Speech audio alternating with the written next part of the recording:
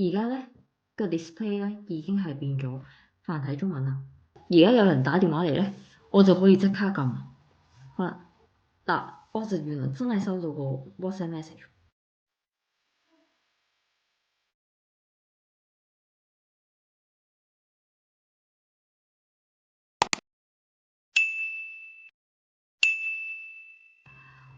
大家好，歡迎嚟到我嘅 channel。咁今集咧，我哋就會拍一條開箱片。咁試完咧，我哋嚟澳洲之前咧，就去咗轉日本嘅。咁咧就見到上網有好多人介紹呢個3000 yen 嘅智能手錶。咁咧佢就係適用喺 iPhone 啦同埋 Android 手機嘅。咁咧，我哋今日咧就拍一條開箱片，究竟睇下呢隻智能手錶咧值唔值得入手啦？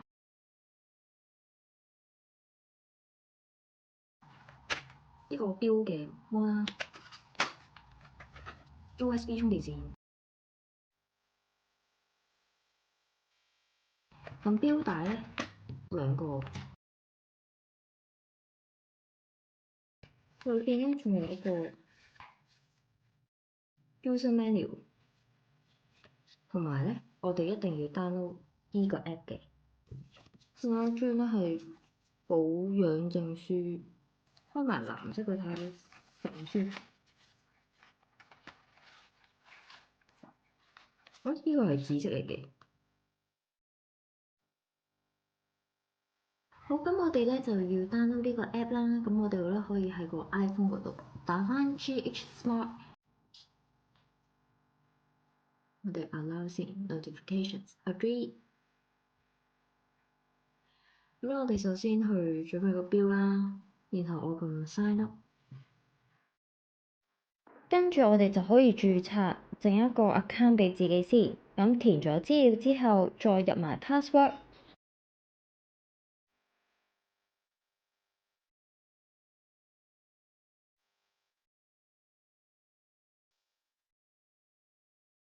過嚟 continue yes。咁我哋呢度咧就撳 add device，然後撳實右手邊一個掣，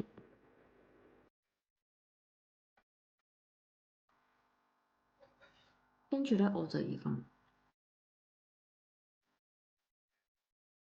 done。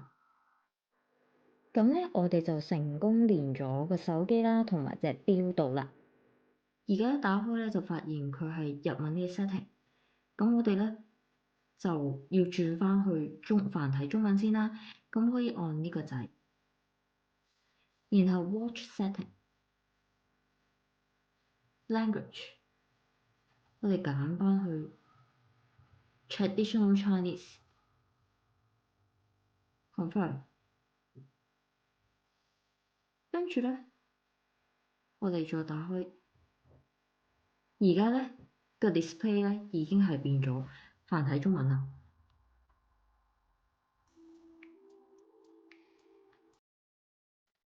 咁我哋再睇下有啲咩 setting 可以 set 啦。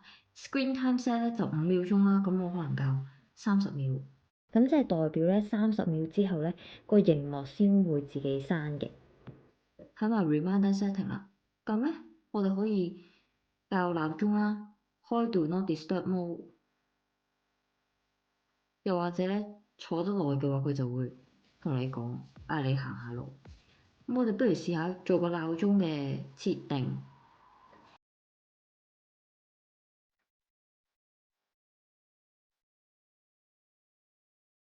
我哋睇1分鐘之後咧，佢係冇響啦。好，而家時間咧就係8:52。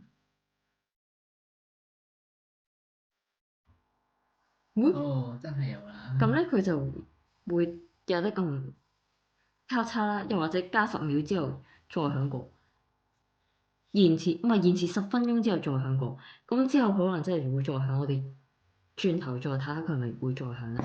應該就係10分鐘之後，原來唔係10秒。咁咧我哋就可以再去下一個 function 啦。咁我而家就假設咧，我就唔見咗個手錶。咁我就撳呢個，再撳 start。咁佢就會響震機去提示你佢喺邊度揾。咁如果好近嘅時候咧，佢就會冇再震機㗎。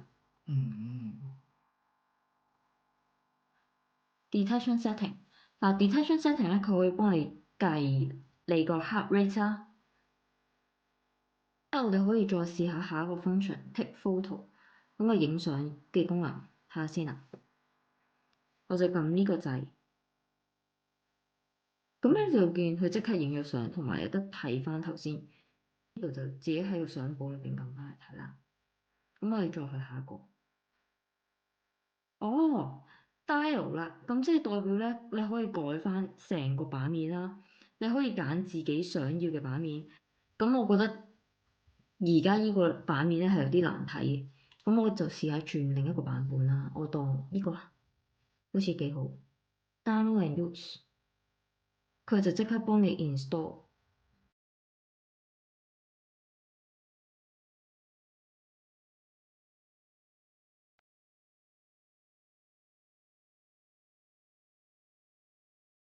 下先，哇有喎，即刻見到啦，即刻變咗個版面。頭先係一個好科幻嘅版面，我覺得呢個我就中意睇啦。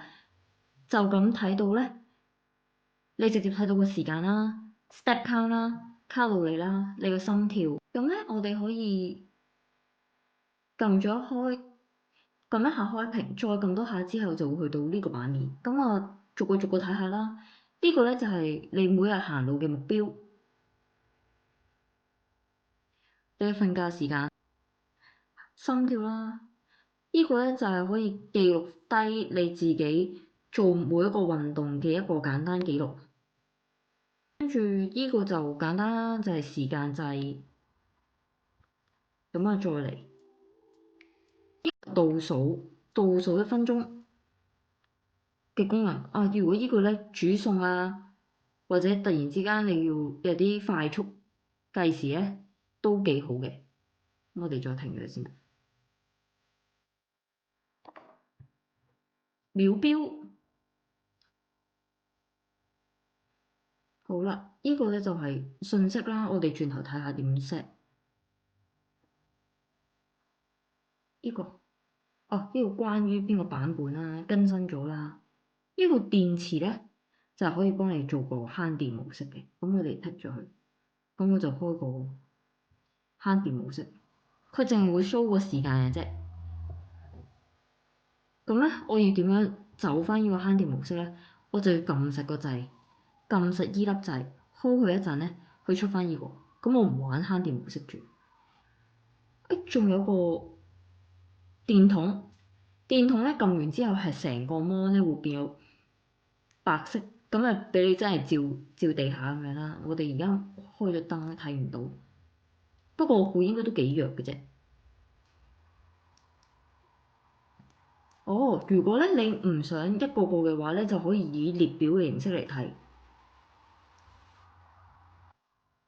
咁我哋嚟翻個 app 呢個位，咁個 notification 啊，咁我哋 turn on notification 打開，跟住佢咧係話可以收到 WhatsApp、Instagram 嘅 message。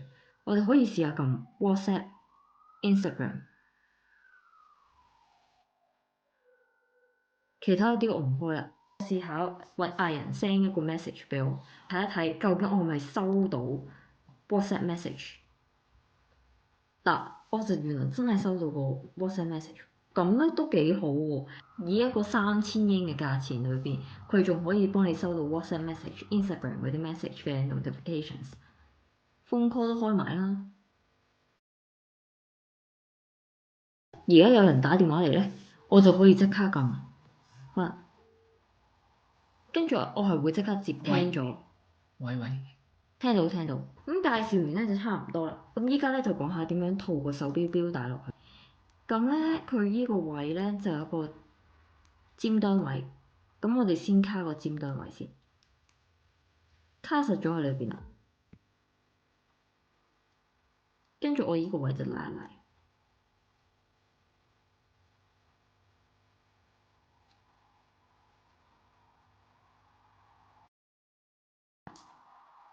啪咗一聲就 OK。咁樣同人哋啦，呢邊又係咁。尖端位落咗去先啦。之後咧，我哋呢個位就拉向左邊。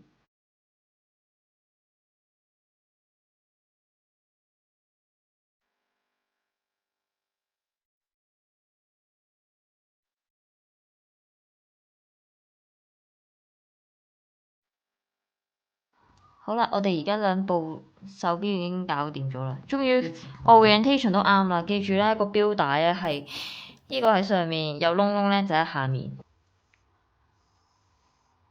延長咗10分鐘之後咧，佢真係會再響。跟住我哋 cancel 翻先。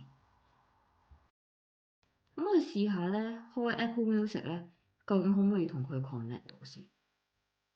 咁開 Apple Music 先。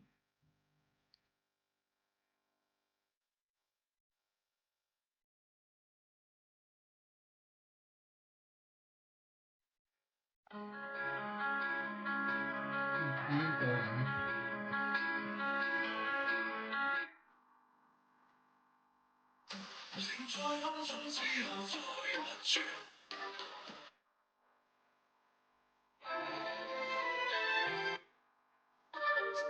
啊，但係佢唯一一個唔好處咧，就係我冇得喺呢度咁樣揀歌。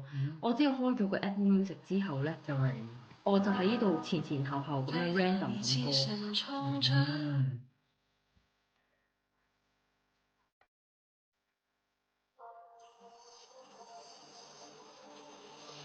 咁我呢度咧就可以熒幕去到控制前一首歌啦、下一首歌啦。不過有個唔好處嘅地方咧，就係我冇得去揀歌，我只可以撳到開始轉歌，上一首歌呢啲簡單嘅 function。不過以3000 yen 嚟講，其實佢都已經係好齊全。好啦，我哋今日嘅片咧就介紹差唔多。咁如果有興趣嘅話咧，你哋都可以去日本嘅 Free Coins 裏邊買啦。呢個錶咧其實就有好多隻色嘅，同埋咧只係需要3000 yen 啫，3000 yen 咋，連埋稅咧都係3300 yen。咁我哋今集條片咧就差唔多啦，我哋下條片再見。記得走之前 like、share、subscribe 我哋嘅 channel 啦，拜拜。